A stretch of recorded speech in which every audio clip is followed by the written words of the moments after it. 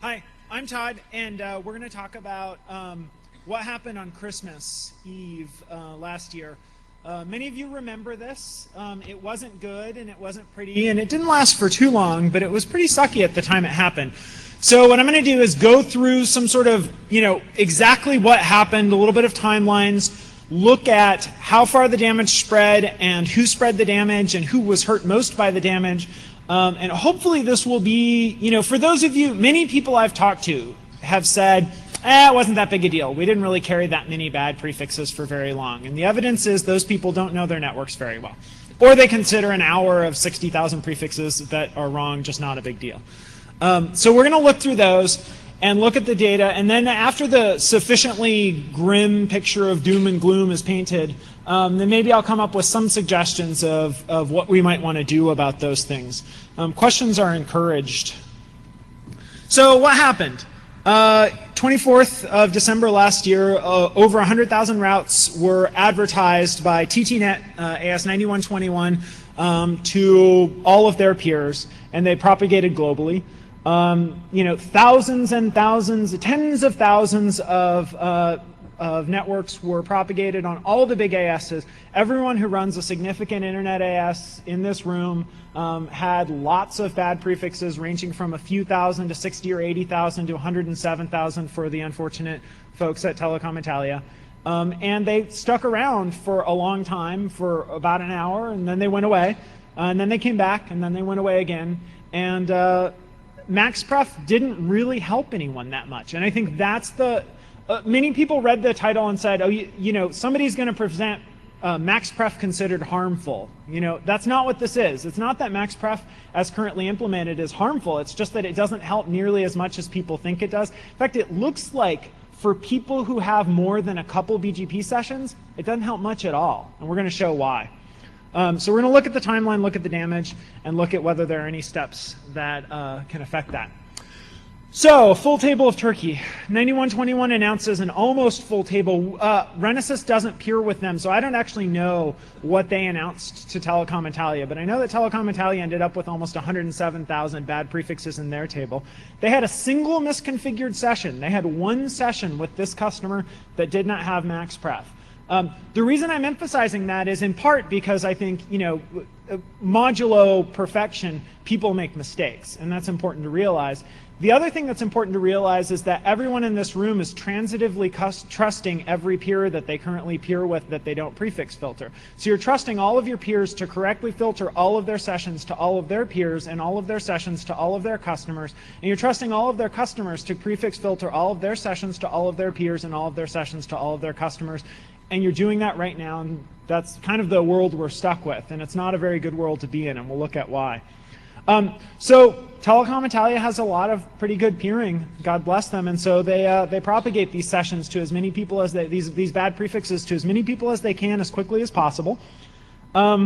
And as obviously these look like good paths. In many cases, these look like much better paths than the paths they were replacing. Because you've got this very big, well-connected European AS saying it now has an extremely short path to something that maybe used to have a much longer path. So these paths got selected. Different networks selected different paths. It's tough when you have 107,000 things to choose from. So basically, you guys can assume that anything of interest on the internet was somewhat significantly harmed by this event. Here are a few. So let's look at the exact timeline, because I think, looking at how it spread and how quickly it spread. So at 9:19:57 UTC on the 24th of December, the announcement starts. In that second, Telecom Italia begins carrying 106,900 or so prefixes. Within 1 second, we're hearing reports from 13 peers that they're picking up these prefixes. So this is good. BGP is working exactly as expected, and routes are propagating quickly. Thank goodness. Within 10 seconds, a third of our peer set has heard and believed and put into their routing announcements bad prefixes. 20 seconds later, so within 30 seconds of the first bad announcement, we've got the majority of our peers hearing and believing bad prefixes. This is not good. The peak announcement rate continues unabated, and it peaks at 9:36:10. So we're talking, a full 40 minutes after the beginning of the event. And the first event ends pretty sharply at 10:03. In terms of when talking to people, one of the first questions, if anybody is curious, what caused this event, the TTNet people just won't say. It looks, I mean, I don't know what it could be other than, you know, an IGP redistribution, because I don't know where you get, you know, I don't know where you get a full table of random stuff that you put to an eBGP here otherwise, but it could be something else. We don't know. It doesn't look like it's malicious, because they certainly were hurt by it more than anyone else. It looks like some sort of simple mistake, but they just won't say. There's a second event, and we don't, in the presentation, for people who actually care about this event, we don't focus very much on the second event in the presentation. On the web, there are a number of additional slides that show the same level of detail about the second event as about this one. So if you're curious, we did all the same data analysis. It's a smaller event. It happens much later in the day. It happens in the afternoon or, you know, in the evening UTC. It's a short spike and then it goes away. And we're not really sure what that was, if that was a sort of, we think we've got it fixed, no we don't, yes we do sort of event. It's tough to tell. So the damage was extremely widespread. We can pick pretty much any AS in here and do this analysis. We picked Telia just because Peter's cranky, and so we thought we'd make fun of him in public. No, there's some other reason. No, Telia, the reason we picked is this is a perfect example of why setting tight max prefixes with the current implementation doesn't help you that much. So Telia is a provider to 9121, and they had a max pref set. It wasn't that tight, but it wasn't that loose. So from 9121, Telia ends up with 1,849 bad prefixes. Well, that's certainly a bad thing, but that's not that big a deal. It's not awful. But it turns out Telia carries almost 11,000 bad prefixes, unique bad prefixes on their network as a result of this event. And the other ones came from the fact that everyone else heard different prefixes, and Telia appears with a lot of people, and they heard different numbers of bad prefixes that are different unique prefixes from different other peers. And this slide is kind of, you know, it's kind of boring and texty and stuff, but this is one of the most important points of this presentation, is that if you have more than 1 or 2 BGP sessions, even if you set tight max prefix limits, you will end up with lots and lots and lots of crappy routes when anyone anywhere on the internet does things like this, because the damage that you are exposed to is the sum of free available max prefixes in your peering set. So if you have 100 sessions and they have an average of 1,000 spare prefixes on each session, 100,000 prefixes is the damage that you can potentially take from an event like this. So just a word on the data so that people know. We have a collection infrastructure with about 100 peering sessions all over the world, and we do it at Noda and Lynx right now, and multi-hop from elsewhere. So it's a pretty good set of, this is relatively representative, we think. We get full tables from all the peers, and we integrate all that data into a single view, so we're able to sort of look at, you know, not just what happens in Europe or what happens in the US or Australia, but sort of all of it together. So the data that you're seeing is not from, you know, 3 peering sessions with 5 tier 1s or something. It's 100 sessions from 100 very, very different kinds of people. Some of them operate huge networks. Some of them are tiny regional ISPs in different areas. So when we see something that crosses across all of our peer set, it's typically a pretty significant event. So this slide is kind of interesting. We're going to show 2 slides that graphically represent the propagation of bad prefixes. This slide shows unique bad prefixes carried by AS. If you're following along at home, it's probably easier to see than the slides. But essentially, the color represents a tier of how many bad prefixes you ended up with. You can see 9121 at the top and Telecom Italia right below that. And they spread those bad prefixes to, you know, all the big networks you would think of. We did not include every network on the internet in here. We just picked, you know, large networks that we thought some people would be interested in and looked at the effect on those networks. We could certainly do it for any other networks. But, you know, there's some interesting things. You can see that, you know, for example, 6939, Hurricane Electric over there on the left, they're taking bad prefixes from Telecom Italia, but they're also getting them from several other places as well. They're getting some from Teleglobe, and they're getting some from, you know, 3292, and so Even people, Flag Telecom, who ended up with a bunch of bad prefixes, got the majority of them from a lot of little sessions, and then a couple of them from like, a big chunk from 3292. So the picture is really interesting. In some ways, looking at an event like this helps you track where people get their transit from and where they hear good prefixes from. It also shows the flow of damage. So this particular chart is unique bad prefixes. The next one is bad paths. So if someone, a good example here is 701. So if we go back, 701 only takes I mean, they're a big AS, but they only take 16,600 bad prefixes. But they end up with 149,000 bad paths through them. That's because the damage that is caused by a single bad prefix at a very, very well-connected AS is much larger than the damage that is caused by a single bad prefix at a smaller AS, simply by virtue of the fact that they have better peering and they re-announce it to more people, and those paths are then selected by those people. So this is the number of paths through an AS that were bad. Just to clarify, we're counting as bad. It's a very simple-minded definition of bad. If something was, prior to this event, announced by someone other than 9121, and during this event announced by 9121, we call it bad. We're assuming that during the outage, they didn't suddenly add new prefixes for customers. That's probably a fair assumption. So let's look at the rate of bad prefixes showing up over time. This is a peak. You can see the peak rate. Things were coming in at about 60,000 bad prefixes in a 30-second bucket. The second event was much, much smaller. We can zoom in on that or look at it in log scale, which helps see a little bit of detail about the event. We can zoom in on a tighter time series on the first event and just look at the bulk of the event, which really was from 9:19 to 10 o'clock. There's tapering over that. And actually interestingly, 7 and 8 months after this event, or 6 months after this event, we're still seeing some of these bad prefixes in some people's tables. So that's a little bit concerning. The second event starts sharply and falls sharply, so still not sure what that was. This is kind of the meat of what a lot of people want to take a look at. This is the rate of advertisements by AS. So it's grouped into 4 groups. There's not anything particular that groups these groups. We tried to group ASs with similar rates of acquisition of bad prefixes together, but there's just too many ASs that people are looking at. So we'll zoom in on each of these individually. The first one in the upper left there is 9121 and 6762. So that is the worst. They're sort of at the core of the badness here. If you zoom in on this, you can see remarkably different timelines as people accept and propagate bad prefixes.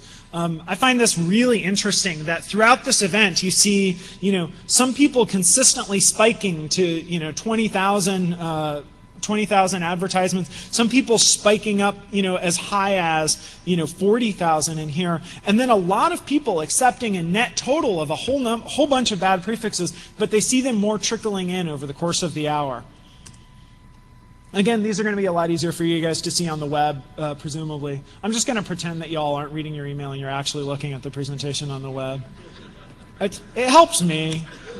My therapist told me to think that. See, it helps. It's good. Looking at the rates of advertisements here, again, these are some of the ASs that did less badly, were hurt less badly, but still got hurt pretty far. This is the interesting thing. So when we did a first pass of this presentation, and I shared it with a number of people who were impacted by the event, a number of people who were interested in the event, the first thing I heard almost universally was, I didn't take a single trouble ticket. And then I heard, we only carried bad prefixes for 2 minutes and then we shut that session down. I heard that like over and over and over again. Right, so I said, all right, well, that's interesting. Let's do an analysis, not of the rate of arrival of bad prefixes, but let's do an analysis of the number of bad prefixes carried on a network per time period. So the way you do that, so when we take routing data, we write down every update and we store them for forever. So it's possible to replay history by, just simply stepping through the routing updates and seeing what would a table be. So for each of these peers that we're interested in, or for each of these ASs, we step through history and we say, okay, you hear a bad advertisement here, we will remove that from your putative routing table as soon as we either hear a withdrawal or your session to us goes away. If neither of those things happen, we're going to assume you still have that prefix in your table because I'm a peer of yours and you haven't withdrawn it to me and you carried it. And what we found was that pretty much everyone carried significant numbers of bad prefixes over the entire event. There was none of this. There was no, we carried it for 2 minutes and then it was gone. There wasn't a single AS we looked at. And in fact, when you zoom in, so the red on the upper left is 9121 and 6762. They're the same shape. And they're the worst, right? So they peak up above 100,000 prefixes, as you would expect. And then they taper off over time. And then there's a sharp decline as Telecom Italia shuts down big chunks of their network, shuts down large amounts of their peering, and starts clearing this thing out. But you see the different shapes. You see the fact, like, let's zoom in on this. Look at HE here, who carried over 50,000 prefixes for 40 minutes. Or the red, which is fascinating. You see Swisscom actually carried over 15,000 bad prefixes, and they carried them well after this event ended. So I'm not singling anyone out at all, right? Different people carry different numbers of bad prefixes for different amounts of time, but yes. So are these additional prefixes? So these are people carrying like 200,000 prefixes in the table, or they're carrying a best path that's wrong for what was a good prefix previously? Yes. So these are for everything we call a bad prefix. That is a prefix that either was not in this peers table previously or was in this peers table previously but originated by a different AS. And so these are prefixes that are newly originated by 9121. Yeah.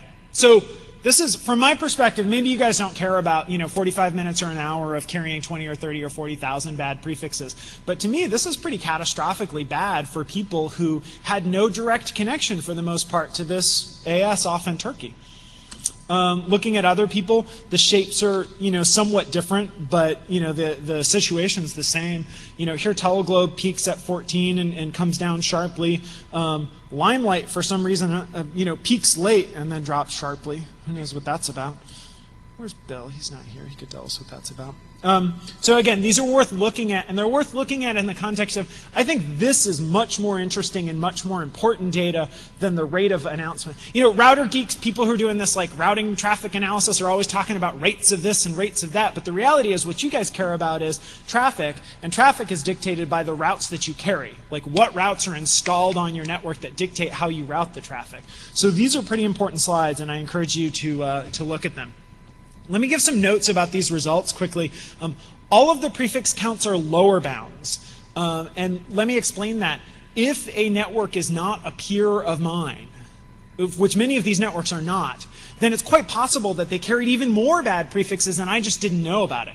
Now, we tried to supplement our data with, we didn't try to, we did. We supplemented our data with ripe data and with route views data. So for as many large networks as are on here that we could find, we supplemented data with someone who peered directly with them. But there are networks on here and networks who aren't on here, who should be on here, who don't peer with me and don't peer with route views and don't peer with ripe RIS. And so therefore, unless I peer with a customer of theirs who is single home to them, it's possible that it was even worse. So if you think this is bad, it's actually a lower bound on bad. So here's some operational lessons. I don't operate a backbone, so these are entirely proxy operational lessons, but they should be obvious. Holiday staffing was a problem for a lot of people with this. It was Christmas Eve day. It hit at 5 in the morning East Coast time. I got paged by it. A lot of other people got paged by it. But holiday staffing in Knox was light and response times were slow as a result. I heard stories of Knox refusing to reset MaxPref sessions that were because change management had to be invoked. That change management is good. Change management should not cover resetting a MaxPref out session. It's just a little thing, but pay attention to these things. I heard lots of stories of contact and escalation procedures that hadn't recently been tested. This is the blocking and tackling of peering, but Ren would kill me if I didn't mention this stuff up here. A lot of people didn't have escalation paths well established and tested, and didn't have contact information well established and tested. So 5 a.m. East time, 2 a.m. Pacific time is not when when you just ended up with 20 or 30,000 bad prefixes in your tables and 5 or 10 or 20 or 30 MaxPref sessions. That's not the time to figure out that you don't have good contact information for your peers and your peers' NOCs. Tight maximum prefix settings, some people think they help them. My claim is that it really didn't help anyone, that people ended up with the number of bad prefixes they were going to end up with based on who they connected to, because different people picked up different bad routes. But it's not going to hurt you to have tight settings. It will contain the damage from routes originated by directly connected peers. Unless you have a very small number of adjacencies, I don't believe it'll help you that much. So the fundamental lesson, I believe, is transitively trusting all your peers and all your peers' customers is fundamentally unsafe. So here's some future work that needs to be done. Here's the lovely problem setting. So what I hear is it's impossible for large ASs to prefix filter their peers. Can't be done. Totally impossible. People don't know how, it's certain kinds of MaxPref settings are hard on some kinds of hardware. That's mostly gone away for most people, but some people claim. But it's basically impossible on the people. RRR, people don't update their routing registry information, so you have no source of the good data. You can't collect the good data. There's no way to know which prefixes any peer of any size is going to actually send you. So it's totally impossible.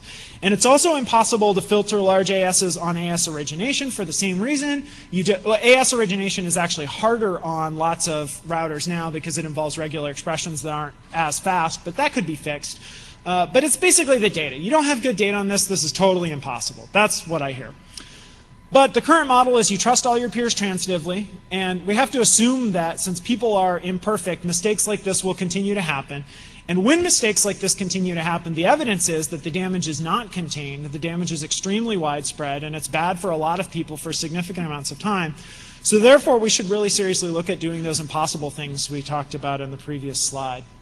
So that is the spiel. Yes, Patrick. Hi, Patrick Gilmore from Akamai Technologies. You said max prefixes don't help much, but we saw Telia avoid getting 100,000 bad prefixes down to something like 16,000 bad prefixes. That sounds like it helped a lot to me. Yeah, I mean, in some ways, if I didn't overstate the case for scandal and hyperbole, then it wouldn't get a slot in the speaking. So, I mean, thanks a lot, Patrick. Thanks. Thank you. No, I mean, what I mean to say is, look, Telia, the vision that people have of maximum prefix settings is that they help to the extent of the maximum prefix setting, and they don't. They help to the extent of the aggregate of free prefixes on all your sessions and the propagation pattern of the badness. So, right, it's totally ridiculous to say they don't help. Of course they help, but Telia had good max, so, Telecom and Telia didn't set MaxPref at all, and they did end up with 107,000 prefixes, and that was bad on that one session, and it was a bad thing. But Telia set it actually really quite well, and they still ended up with 11,000 bad prefixes. So, yeah, it's not that it doesn't help at all, it's that it doesn't help enough in my estimation. Barry Green from Cisco. I think you're using a screwdriver to hammer in a nail. Okay. Max prefix, for the problem you're describing, it's a nasty problem you're describing, but it's the wrong tool set to take care of this problem from the tool set we have available right now. I mean, it's about what sort of prefix filter and AS path filtering that you put ingress and egress to your network, whether it's your peers or your customers. So that's the tool set that failed at this point. Max prefix was a safeguard for max rib, where your rib blows out from because you get in so much stuff and your rib just blows out. So I think you're pointing people to the wrong tool. The problem you're describing, max prefix wasn't designed to protect against. It's a mitigator against. Yeah, no. It could help. You can hammer a nail in with a screwdriver. But I wouldn't recommend it. But so here's the thing, Barry. The reason I'm talking about it is because it's the only thing people are using on their pairing sessions. And that's why we need to point people to that. Right. This is a screwdriver trying to hammer on a nail. You should be looking at the other tool sets we have available. That is why I talk about prefix filtering peers. But when you look at what people are saying about prefix filtering peers, find me a big AS in here who carries more than 10,000 prefixes, who peers with more than 30 other ASs, that's willing to prefix filter their peers. Okay. I don't know of any.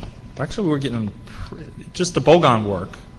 Right, you take the problem apart. So you take the problem apart. Yeah, but bogon wouldn't help this at all. I know it wouldn't help this, but see, again, it's so one of the things what happens is people try to solve the whole problem. They try to solve the whole problem all at once. And so what you do is you take the problem apart, because if you get everybody to do more, okay, if you got bogons done, then you can do the next one, then you do the next, and the next, and get tighter and tighter. So anyways, I'll hand it over to somebody who does do prefix filtering and everything. So here's Jared.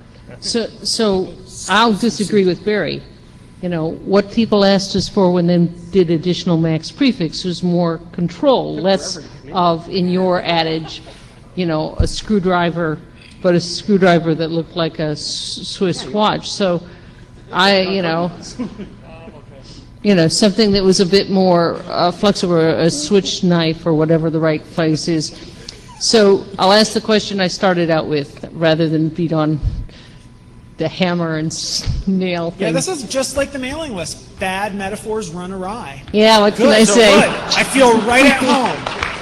So which one's like a plumber again? I want to Yeah, know no, forget the adages. So would the 3 types of limit I described to you before you start up, would that have really helped or hindered? Would have the graceful restarts with tighter max prefixes helped this, or would it just have been one of the tools in the toolkit? Yeah, I've thought about it since you asked me before the presentation. Here's my sense. If you set up your max prefix is under the scheme that you were describing, tighter, and such that you stopped accepting new announcements after you hit the limit, then it would have helped somewhat in the sense that your total number of free accepted prefixes across your peer set would have been lower. It still wouldn't have solved the problem. It still wouldn't have contained the damage to an acceptable level, but it would have contained it more. The problem is that you still would have had max prefed out sessions to tons and tons of peers, you know, all tracing back to the single event, and people still would have carried large numbers of bogus announcements for, you know, no good reason. So it would contain the damage more, probably. But you would have needed something like prefix filtering of some sort in order to contain I can't figure out a good way to solve this problem without prefix filtering, but I'd be interested in hearing it. Sorry. Yeah. We have, just as the moderator, we have 5 minutes, so I tried to be quick. If you all want to talk, you all got to be quick, okay? Hi, Jared Monch from Vario. Yep. We have historically prefix filtered our peers, specifically in Europe, at the public exchange points, because RIPE has good policies on ensuring people have their routes registered properly, which presently most of the US-based carriers don't have their routes registered properly, so it makes it difficult to filter. We ended up with 8 megabyte router configurations on some of our routers in Europe to properly prefix filter our peers, which worked quite well. It meant that we didn't have problems with max prefix filtering there. Because that configuration size got to be big, we had to convert some people to max prefix, some of the larger people, but you know, it's something that is possible to be done on your routers. And if your routers don't have enough NVRAM or whatever, I suggest that you look at alternative ways to do it and work on getting everyone to register their routes such that they can be filtered properly. Otherwise, you're going to have problems. Yep. And it is possible to do on a large scale. Good. That's an important comment. Yeah, so if you look at, 2914 ended up carrying a peak of just around 5,000 bad prefixes and never went, you know, mostly around 2. So that's considerably less bad than many people. The quick comment that I have about route registries is that, I don't know, for 10 years I've been hearing people in the US say, you know, if everybody would just update all the routing registries and get all their customers to update all the routing registries, then we could do all this great stuff. And that is definitely true, but I haven't seen big movement in the US in that. And in fact, I see in North America, I see a retrograde in that front. So I'm a little bit skeptical and depressed about solutions that rely on correct routing registry data, even though it works well in Europe right now. But yeah. Yep. UNet or MCI? Oh, hey, it's not working. My one question was, by peer, do you mean BGP peer, like any peer at all? Or? Yeah, I'm sorry. Yeah, adjacency. Yeah. Okay, so inside of at least MCI's network or unit, we prefix filter every customer. We max prefix them. We have AS path filters against some bad AS paths. So we have 7 or 8 things we do for every BGP peer of a customer. Right, Or, sorry, but do you customer prefix filter your sessions with 3356? For large private Yeah, peers. that's the problem. And that's the problem is Yeah. your last thing said is And ultimately, very hard. it's kind of an all or nothing. It's not an all or nothing deal, but it is the extent. If you have significant capacity on any significant number of sessions that normally carry large numbers of prefixes, you're going to end up with crap. Because if any of their customers, or peers give them what are you going to do if level 3 sends you 20,000 bad prefixes? They'll blow their prefix limit and they'll have to call in. Right.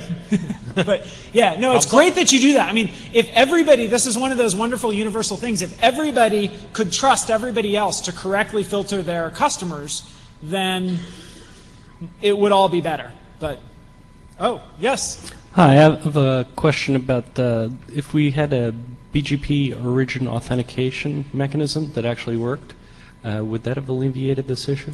Yeah.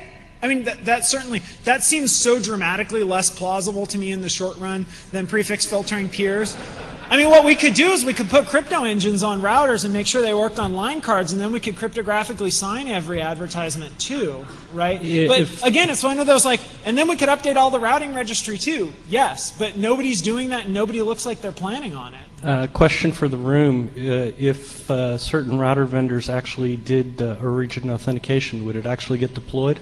Could I see a show of hands of people who would deploy that?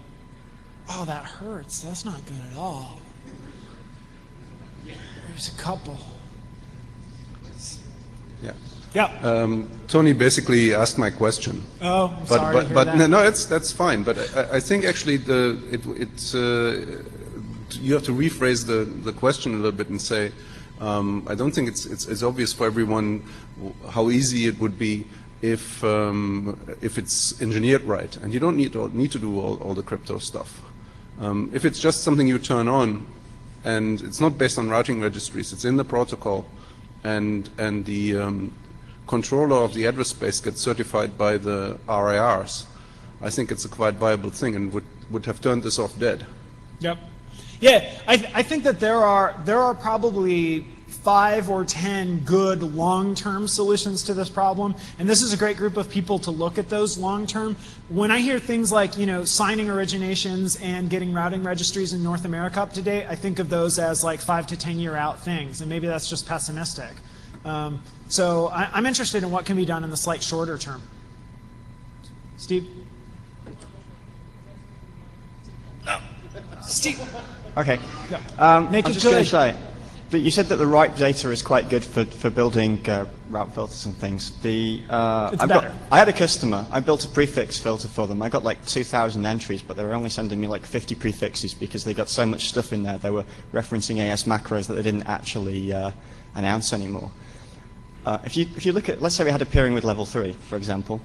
If we built a prefix filter from whatever they have in the registries, if we ended up with a filter that had 150,000 prefixes in, it's not going to help us, because if somebody behind them announces stuff they shouldn't be announcing, we're still going to accept it because we match the prefix, not the prefix plus the AS path. But see, now you're just being depressing, because you're like taking one of the most up-to-date registries and saying it too is crap.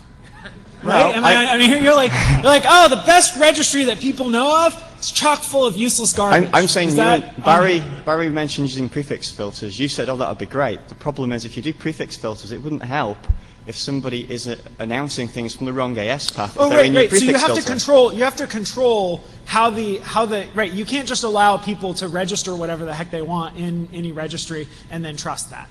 Is that? That's half of it. But if I have a peering session with you and it says, I will accept this prefix, Yeah.